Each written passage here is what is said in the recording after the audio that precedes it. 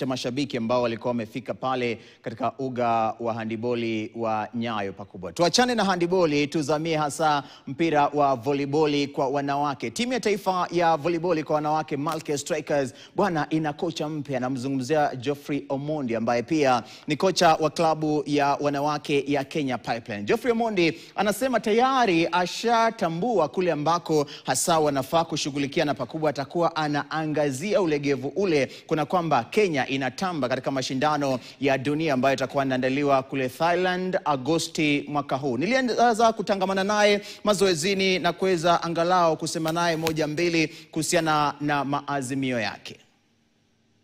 Kocha Geoffrey Omondi, karibu zaidi kwenye KTN. Tuanze tu, hali vipi? Hivi majuzi uliweza kuteuliwa kama kocha mkuu wa timu ya taifa ya wanawake Malkia Strikers. Taarifa hili kupata vipi? Ni taarifa nzuri, ni habari mzuri, kila mtu angetaka kusikia ukiwa kocha. So mimi nilifurahia, lakini najua ni kazi, sio mahali ya kwenda kupumzika wala kula raha na starehe. Ni mahali pa kazi, kwa sababu Kenya tumefika mahali barani Afrika, lakini pale duniani hatujafika mahali natakana. So tunajaribu kusukuma kwamba performance yetu iende kuwe bora zaidi ya ile imekuwa mbeleni. Kibarua cha kwanza ni kule Thailand katika mashindano ya dunia. Pengine unatarajia kuandika historia ipi ukiwa kocha wa timu ya taifa? Katika puli yetu tuko na Poland, tuko na Germany, tuko na Vietnam. Naomba ama tunakaza tuende tupige at least timu mbili katika hiyo pool, tuweze kupiga hatua, maana hatujawahi piga timu mbili kwa puli yetu, na hiyo ndio tunataka tukazane nayo, tuanzie hapo. So ni kibarua kigumu lakini kinawezekana. Ndio. Kibarua kigumu lakini kinawezekana. Kocha, umekuwa katika timu ya taifa ya wanaume wafalme mwaka 2015, ukaja ukaeza kuifunza klabu ya Trail Blazers kabla ya kuja hapa Kenya Pipeline. Hii inamaanisha kwamba wasifu wako ni mzuri na una tajriba nzuri zaidi. Pengine ni mabadiliko yepi ambayo unahisi kwamba utayafanya katika hatua ya kwanza katika timu hii ya taifa? Mwanzo tumekuwa na shida sana kwa timu ya taifa upande ya ile tunaita reception. So tunaifanyia bidii, tunaongeza ujuzi kidogo kwa wachezaji. Hiyo skill tukiweza kuimaster vizuri, nafikiri itatupeleka hatua nyingine zaidi. Pia tumekuwa na upungufu katika ile tunaita setting, ile mpishi, kwa lugha ya mtaani mpishi. So tunataka tuongeze ujuzi pia. Kuna aina ya upishi ile inafanyika saa hizi, inakimbiza mpira haraka kidogo, na tunataka wale wapishi wetu ama setters tuwaweke katika hiyo hali ya kucheza ile kiwango ya duniani. So hizo ndio baadhi ya mabadiliko tunataka tufanye, kwa sababu safu ya defense imekuwa mzuri, safu ya ushambulizi pia imekuwa mzuri. Tunataka tu tuongeze speed kidogo, tuone kama tutamachi wale watu wengine katika duniani. Umesema kwamba reception na pengine upishi umeshawaangazia wachezaji baadhi yao ambao utakuwa na wajumuisha kikosini? Baada hatujataja majina, tunangoja tukipewa fursa hiyo na kamati kuu ya volleyball tutawapea majina, lakini tumefanya ile tunaita scouting. Kwa hivyo tuko na wachezaji kama 28 tumewaona.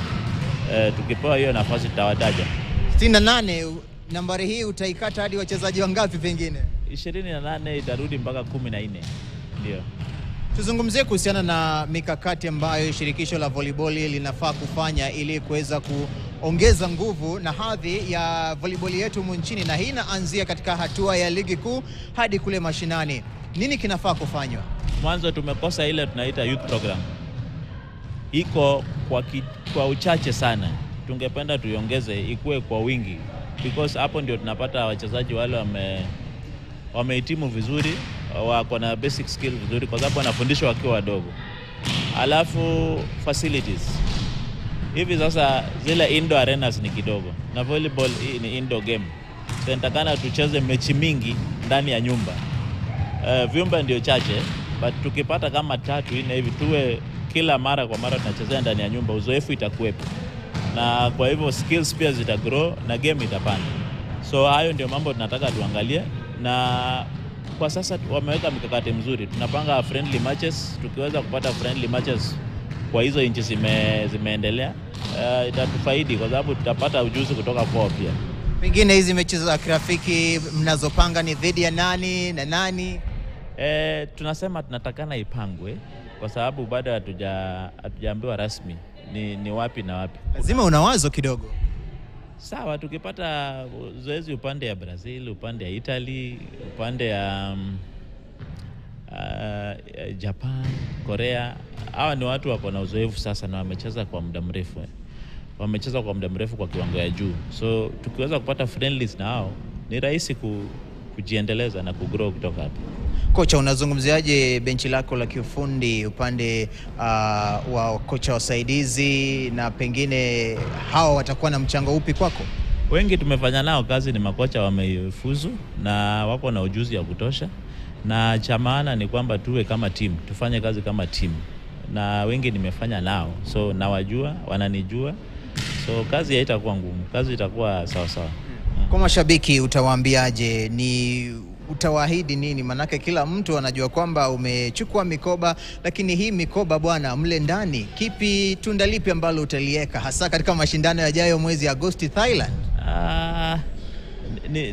Ni vyema tuwe wa ukweli, tuseme ukweli. Kushinda ile kinyang'anyiro moja kwa moja ni kibarua gumu, lakini tunataka tushinde timu kama 3-4 huko ndani, tusongeze ranking yetu isonge mbele.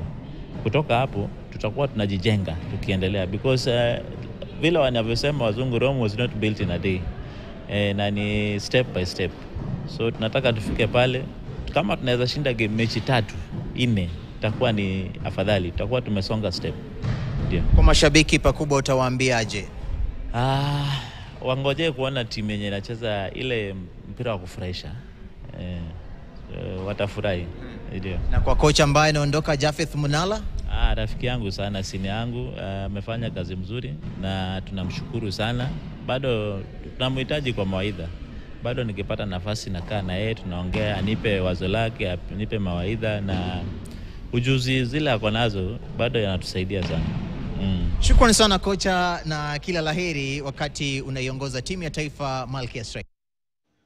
Bila shaka huyo ni kocha Geoffrey Omondi wakati anajiandaa kuwapa Wakenya ahadi mbivu ambayo tayari ameahidi na ataweza kukumbwa na kibarua wakati anaongoza Malkia Strikers.